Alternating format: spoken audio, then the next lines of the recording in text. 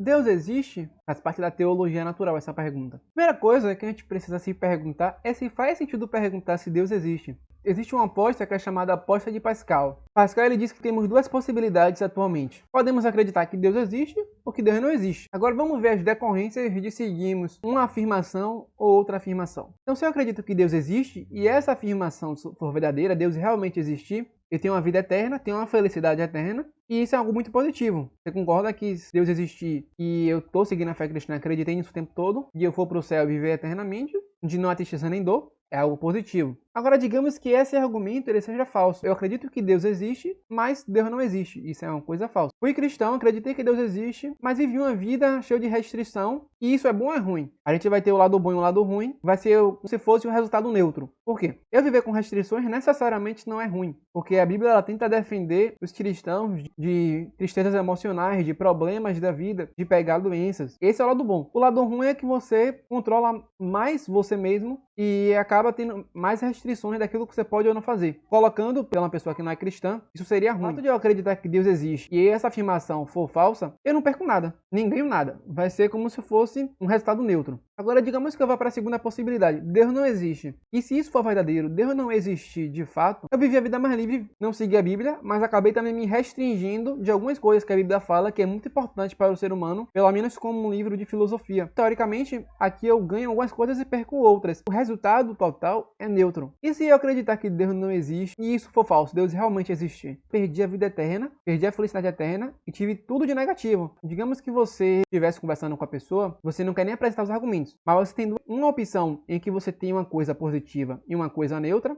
e no outro lado você tem uma coisa neutra e uma coisa negativa. E peça a uma pessoa para escolher qual dessas eles escolheria. Certamente a pessoa escolheria algo positivo e neutro. Até porque nesse lado de cá, na existência de Deus, a pessoa ela não perde nada. Ela pode não ganhar nada, mas ela também não perde nada. Lá, já aqui do outro lado, ela perde alguma coisa e ela também não ganha nada. Então, logicamente, analisando essas possibilidades, se a gente nem apresentasse aqui Deus, só mostrar essas opções positivo e neutro e negativo, certamente a melhor opção racionalmente a ser feita, através das evidências e da lógica, seria viver acreditando que Deus existe. Então, vale muito a pena ser cristão e vale a pena acreditar que Deus existe. E aí, sem pensar em Deus, qual você escolheria? Em colocar Deus no meio? Claro que, se você for sincero, essa aqui. Então, acreditar em Deus é uma coisa que faz sentido e é muito racional. Faz sentido perguntar e até acreditar na possibilidades, pela lógica que a gente seguiu aqui. E, naturalmente, as explicações e a lógica tendem ao teísmo. É isso que o Pascal tenta dizer. A escolha mais prudente, mais sábia, é a do teísmo, é você acreditar que Deus existe. A lógica tende a isso. E o eterno é muito superior ao temporal. Então imagine que você tivesse a opção Deus existe, Deus não existe. Só pelo fato de eu ter a possibilidade de ganhar algo eterno, já vale muito mais a pena eu seguir a Deus. Nós temos 3 tipos de lógica: dedução, indução e abdução. Essa dedução aqui é a lógica básica, já que e que então. Só que essa lógica, a lógica matemática, ela é organizada de maneira a chegar a uma conclusão lógica. Todo homem é mortal, Sócrates é um homem, logo Sócrates é mortal. Então essa é a lógica dedutiva, no resumo. A indução, ela pode necessariamente ser falha, até porque você parte da ideia de generalização. Você parte a partir de pequenas observações, tende a fazer generalizações nas premissas. E a abdução é a ideia de melhor escolha dentre as alternativas. Então na dedução, utilizaremos a lógica para mostrar que Deus existe. Na indução,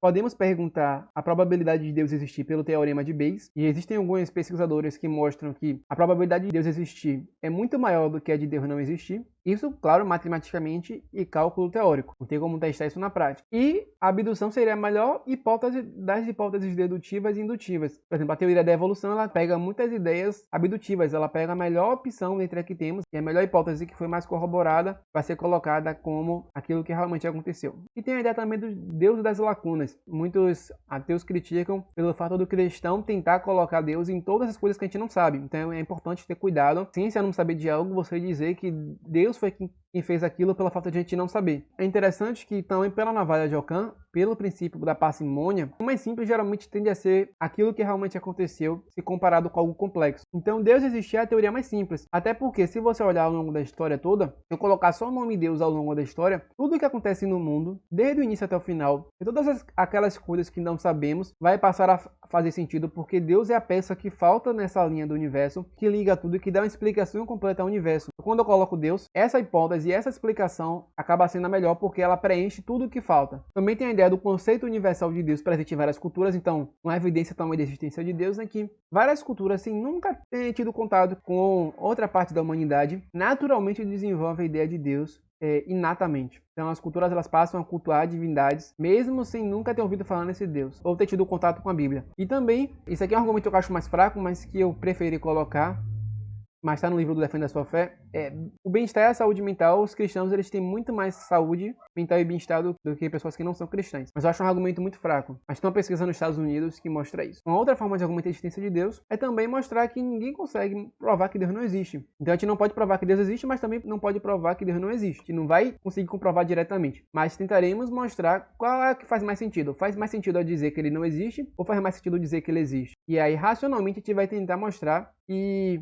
faz sentido dizer que Deus existe, embora não dê para provar diretamente. Interessante que a fé é crer em algo que não é visto ou ter uma expectativa sobre um acontecimento passado ou futuro. Então, quando eu estou crendo em algo que eu não estou vendo, por exemplo, no reino espiritual, eu estou tendo fé. E se eu estou acreditando no futuro, por exemplo, e acreditar que Deus vai fazer algo no meu futuro, eu também estou tendo fé, porque eu não estou vendo o meu futuro e estou acreditando em um ser sobrenatural fazer determinada coisa no futuro. E o que é interessante é que toda a área da ciência tem determinado tipo de fé. Porque se fé é crer em algo que você não viu, existe também a fé científica. Por quê? Muitas coisas na história a gente nunca viu que aconteceu há milhões de anos atrás. A gente não tem como saber. A gente advoga maneiras indiretas de saber. Por exemplo, através do decaimento de prótons, através de fósseis. Mas a gente não viu na prática como era a natureza antigamente. Então a gente recria e a gente crê que a natureza era daquela forma através de umas poucas evidências que sobraram daquele período. Então isso também é fé. É você crer em algo que você não está vendo. Então a ciência também se baseia um pouco em fé.